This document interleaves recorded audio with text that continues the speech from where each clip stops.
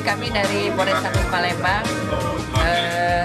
ini kegiatan bakti sosial dalam rangka Poluan yang ke-74.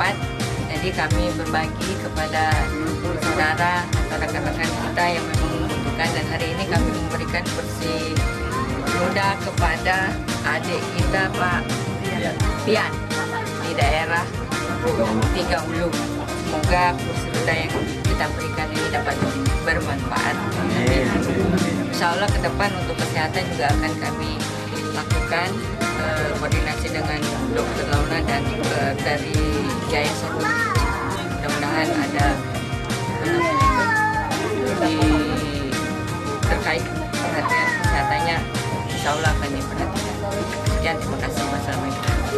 Terima kasih atas bantuannya kursi roda dari Kapolres Polrestabes Palembang dengan rangka HUT Poluan.